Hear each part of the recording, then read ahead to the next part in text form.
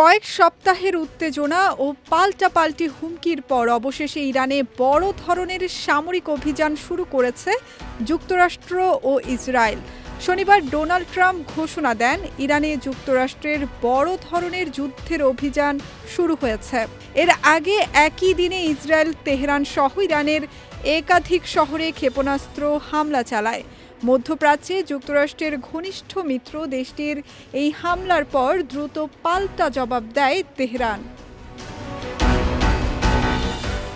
যুক্তরাষ্ট্র ইসরায়েলের অভিযানের জবাবে মধ্যপ্রাচ্যে অবস্থিত মার্কিন সামরিক স্থাপনাগুলো লক্ষ্য করে ক্ষেপণাস্ত্র ছোড়ে ইরান। সংবাদ মাধ্যম আল জাজিরা জানিয়েছে, কাতার, কুয়েত ও বাহরাইনে মার্কিন ঘাঁটিগুলো লক্ষ্য করে হামলা চালানো হয়েছে।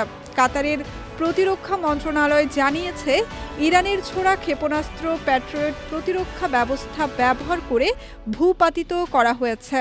কাতারে অবস্থিত আল উদেইদ বিমান ঘাঁটি মধ্যপ্রাচ্যে যুক্তরাষ্ট্রের সবচেয়ে বড় সামরিক ঘাঁটি হিসেবে পরিচিত।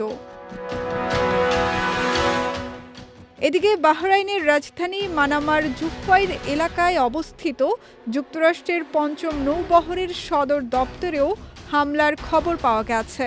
সংবাদ মাধ্যম ওয়াইনেট জানিয়েছে, সেখানে ইরানের ছোড়া মিসাইল সরাসরি আঘাত হেনেছে এবং এলাকা থেকে ধোঁয়ার কুণ্ডলী উঠতে দেখা গেছে। তবে বাহরাইনের স্বরাষ্ট্র মন্ত্রণালয় বিস্ফোরণের শব্দ শোনার কথা নিশ্চিত করলেও সেটি ক্ষেপণাস্ত্র হামলা কিনা সে বিষয়ে স্পষ্ট করে কিছু জানায়নি। যুক্তরাষ্ট্র জানিয়েছে, ইরানে ক্ষমতাসীন শাসক গোষ্ঠীর পতনই এবারের সামরিক অভিযানের অন্যতম লক্ষ্য। অন্যদিকে ইরানের পররাষ্ট্র মন্ত্রণালয়ের এক জ্যেষ্ঠ কর্মকর্তা সতর্ক করে বলেছেন, এই অঞ্চলে যুক্তরাষ্ট্র ও ইসরায়েলের সব স্বার্থ এখন ইরানের হামলার বৈধ লক্ষ্যবস্তুতে পরিণত হবে। ক্রমবর্ধমান এই সংঘাত মধ্যপ্রাচ্যে বৃহত্তর আঞ্চলিক যুদ্ধের আশঙ্কা তৈরি করেছে এবং আন্তর্জাতিক অঙ্গনে গভীর উদ্বেগ ছড়িয়ে পড়েছে।